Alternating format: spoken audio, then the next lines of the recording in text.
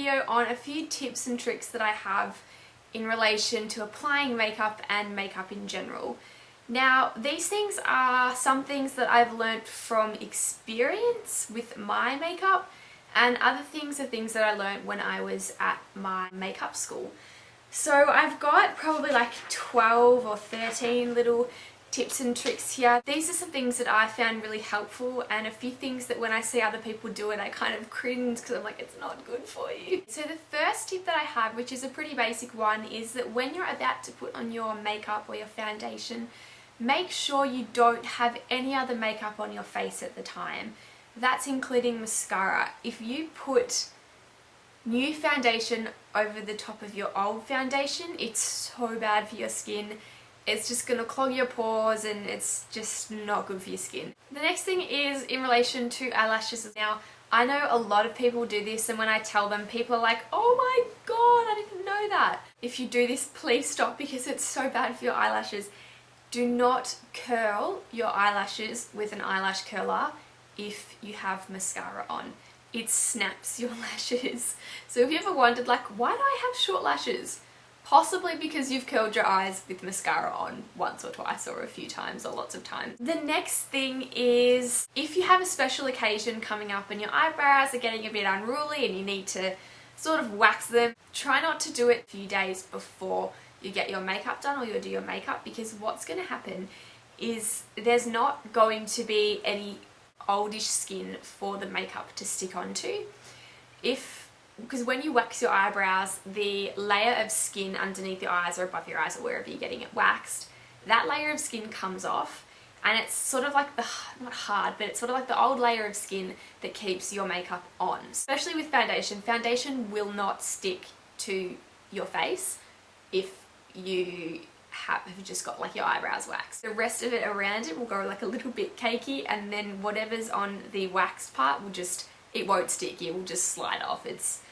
It's not good. So yeah, make sure you get your eyebrows waxed a little bit before the event rather than a few days before, because you don't really want to risk your makeup not being able to stick to your skin. Another tip that I have is that if you maybe put a bit too much powder on top of your face, so maybe too much bronzer, too much blush, too much highlighting, whatever, you can always get one of those spray water bottles, like the water mist.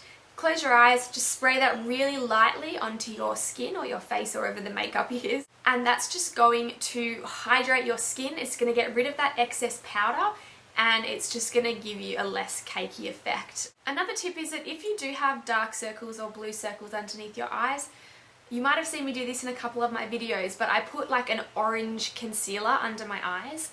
That is because blue and orange are opposite on the colour wheel and they cancel each other out. And another thing, another just tip while I'm here, is if you do have blue eyes, orange is going to make your eye colour stand out the most. So for example, I have blue eyes, so recently I've been buying quite a lot of like orangey toned makeup, so eyeshadow and eyeliner, and it's amazing what it can do to your eyes. Same thing is like red with green. And also, speaking of red and green, if you have redness on your skin, one way of getting rid of that redness is to get a green based concealer. So I have one from Ben Nye, which is just in the wheel, and it has lots of different colours which corrects your skin and the different tones in your skin to make them all the same colour. If you find a green concealer, it will help get rid of the redness. Another really cool thing that I found out is a really cheap way of exfoliating your skin.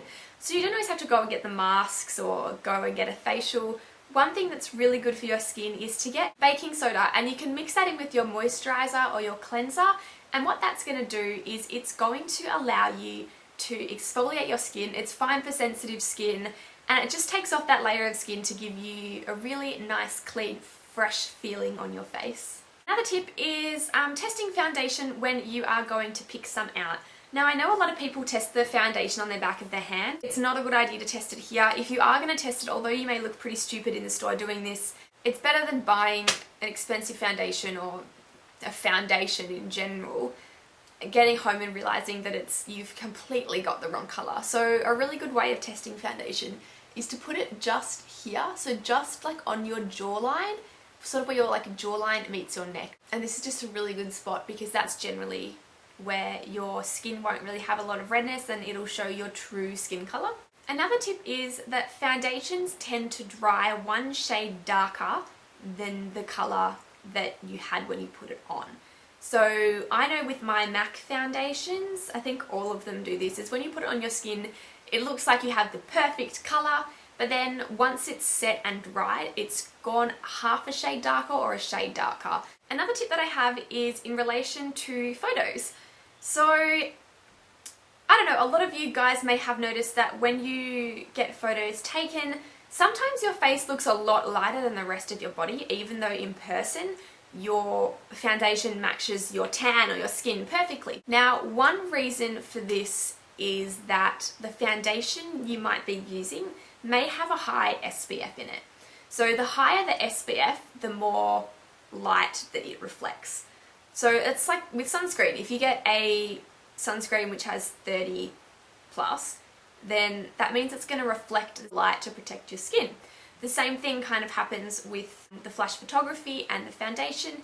If you have an SPF 20 or 15 in your foundation, you've got a higher chance of the light particles that are bouncing onto your face from the camera or the flash to bounce off. So one way to counteract that if you're going out at night time is get a foundation that has a really low SPF. However, I do recommend in summer and the warmer months to get a foundation that does have a high SPF, because obviously you want to protect your skin, but I mean, if you're going out at night time and the sun's not out and there's nothing really to burn you, then I don't see what the problem is for wearing a low SPF. Alright, cool, so that's it for my tips and tricks video.